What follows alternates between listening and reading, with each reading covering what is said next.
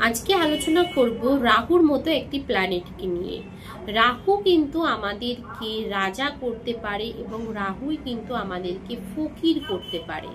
তাই আমরা সবাই নিশ্চয়ই চাইবো ফকির না হয়ে রাজা হতে। তাহলে রাহুর পজিটিভিটি আমরা কিভাবে নিজেদের দৈনন্দিন জীবনে আনবো, তার জন্য একটা ছোট্ট উপাচার আপনাদেরকে বলছি, করে দেখুন। খুব বেশি তো খরচ নয়।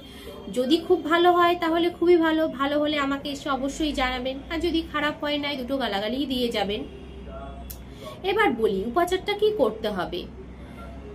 শনিবারের দিন করবেন এবং পরপর 7টি থেকে 8টি শনিবার করবেন। যদি না পারেন 4টি শনিবার করবেন। 4টির কমে করলে কিন্তু কোনো কাজ হবে না।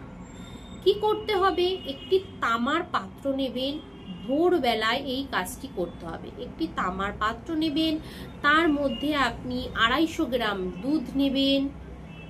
তার মধ্যে আপনি যে কালো তিল আছে, কালো তিল দেবেন। আর বিউলির ডাল বা মাসকলাইয়ের ডাল আপনি তার মধ্যে দেবেন।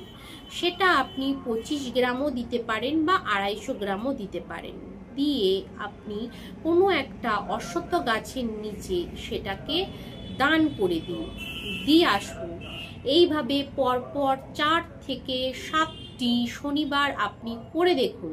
দেখবেন আপনার জীবনে রাহুর যা নেগেটিভিটি ছিল সেই নেগেটিভিটিটা চলে গিয়ে আপনি রাহুর পজিটিভ রেজাল্ট পাবেন এবং আস্তে আস্তে আপনার জীবনে দেখবেন কোনো না কোনোভাবে টাকা ইনকামের রাস্তা আসতে শুরু করবে।